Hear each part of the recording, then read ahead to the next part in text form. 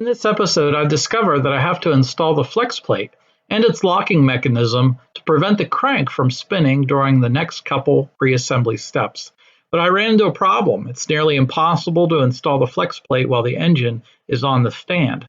So I pull out the shop crane, remove the engine from the stand, and install the Flexplate while the engine is hanging from the crane.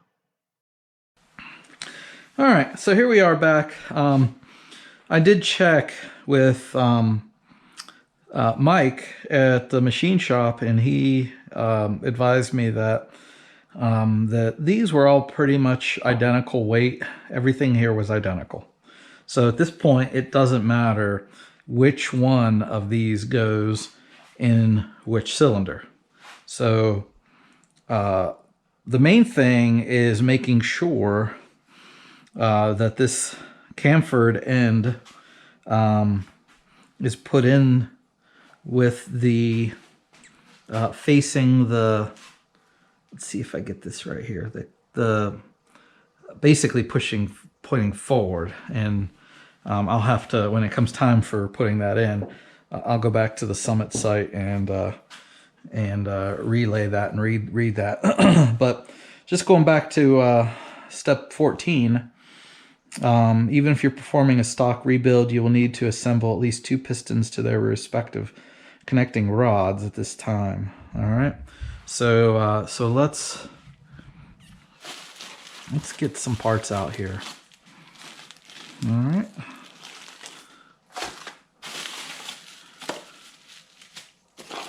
These are all the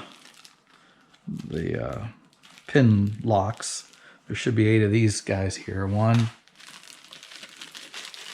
2, 3, 4, 5, 6, 7, 8. Yep. All right. And then we've got the actual pins. All right. So let's see here. Note for floating pins, lightly lubricate the friction surfaces, but do not install spiral locks, which are these guys.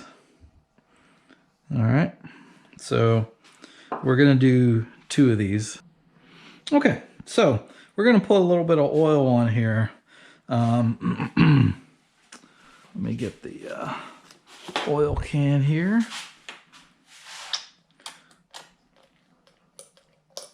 All right, just gonna dab a little bit of motor oil on here.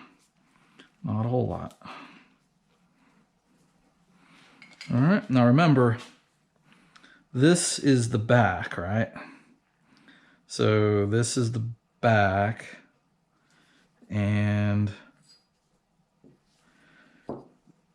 this would go first, right? So the chamfered end needs to go up against the fillet.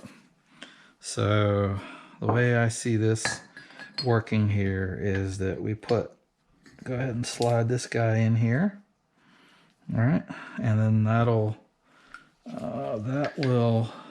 if I did this right, this big relief here needs to go. Now remember, this is going to go on this side. So, and then here's the fillet end on the forward side. So this is in the right orientation, right? All right. So we're going to go ahead and set this. We're going to go ahead and set this down here, and then we're going to repeat this procedure on the next one.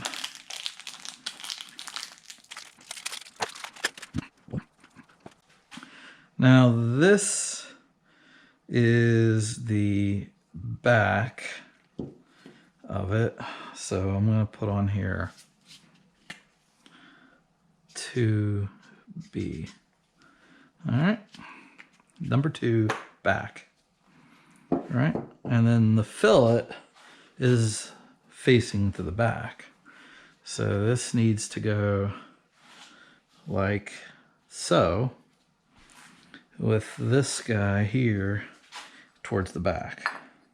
All right, so we're gonna go ahead and pop that in there. And then we're going gonna set that aside.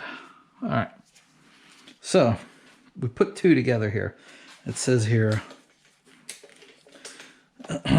even if you're performing a stock rebuild, you'll need to assemble at least two pistons to their respective connecting rods at this time.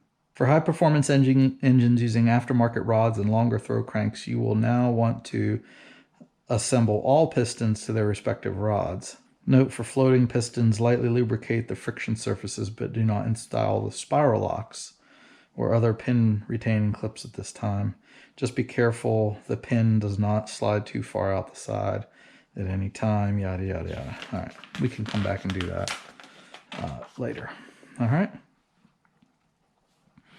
Now what we want to do here is we want to measure rod bearing clearances, adjust crankshaft, and lock from turning. All right. So measuring the rod bearing clearance is a little more involved than checking those in the main bearings because of the need to prevent the crank from spinning in the block and the rod from spinning on the journal. Otherwise, your plastic gauge will become damaged.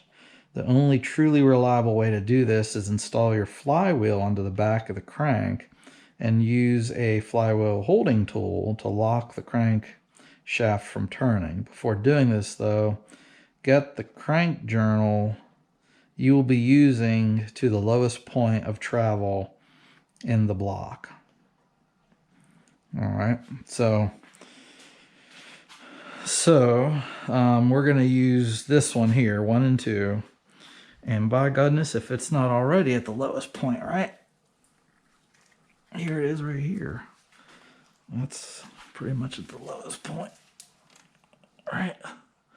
Yeah, that's pretty much the bottom. All right. So now we're gonna put the flywheel on and put the lock on. Back to my initial problem, which is how do you get this flex plate on here with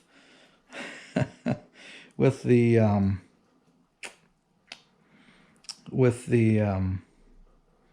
crankshaft basically being blocked by this here. So that's my biggest challenge right now.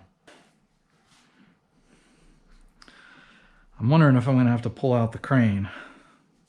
I think that's probably what I'm going to have to do. Take it off this mount